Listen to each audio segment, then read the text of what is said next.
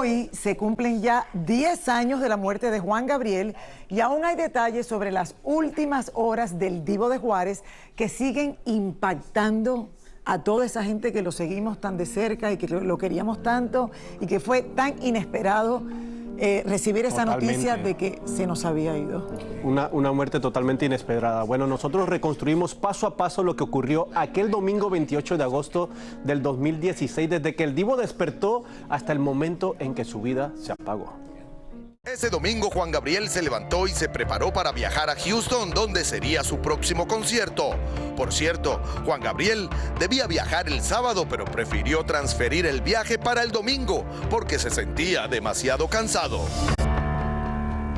El Divo estaba vestido y listo para viajar cuando ya en el coche pidió un momento para regresar a la casa porque necesitaba ir urgentemente al baño. Juan Gabriel regresa a la casa y aunque esta tiene un elevador para subir los 4 pisos de la propiedad, lo cierto es que el Divo decidió subir las escaleras hasta el 4º nivel, donde estaba su habitación y su baño privado. Según las personas que estaban con él aquel día, fue precisamente en las escaleras llegando a su habitación cuando Juan Gabriel se desplomó y comenzó a vomitar sin parar y con una violenta falta de aire.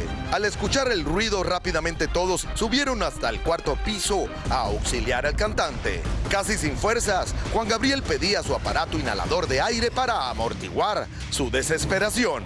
Todos fueron a auxiliarlo y lo encontraron tirado en el piso boca abajo, aún vomitando. Pero lo más raro es que no era precisamente el desayuno, sino más bien sangre.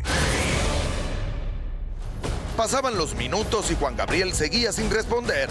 Fue entonces que alguien llamó al 911 como consta en estos documentos. Se sabe con exactitud que Alberto Aguilera murió a las 11:30 de la mañana en los brazos de Efraín Martínez. En menos de 24 horas su cadáver fue cremado. El certificado de defunción dice que la causa de su muerte fue arterioesclerosis cardiovascular. Creo que por eso, por lo tan inesperado, por la rapidez que cremaron el cuerpo, hasta hace muy poco existían los rumores de que el Divo seguía vivo y que a lo mejor había sido un acto de su muerte, pero inclusive ayer, hasta el día de hoy, su mejor amiga, Lucía Méndez, decía que ella confiaba de que estaba vivo. Claro, mucha gente siempre pensó, ¿será que nos han dicho que no está porque quiere tener ya su vida privada? Pero bueno, yo creo que al final esto fue lo que causó tanta duda, porque aquí en Estados Unidos no se acostumbra a que la cremación sea tan rápido, o sea, en 24 horas.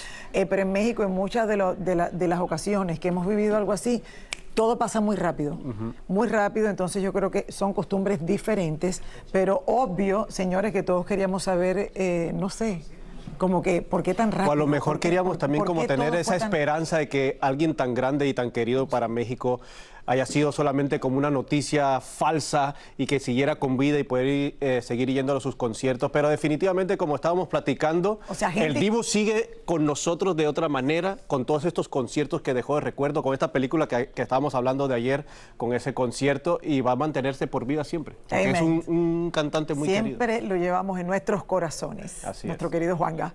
Bueno, el fin de semana, señores, en que murió Juan Gabriel, nuestras cámaras lo captaron justo después de que él había cantado y estaba saliendo de dar ese último concierto en Los Ángeles. Era exactamente agosto 26, un viernes. Vamos a recordarlo. Recuerde la placa. Alberto, lo queremos. Señor, lo queremos. Alberto. Señor, Alberto. Señora Aguilera, lo queremos. Alberto, para Univisión. Alberto, felicidades por su concierto, señor. Alberto, señora Aguilera. Alberto.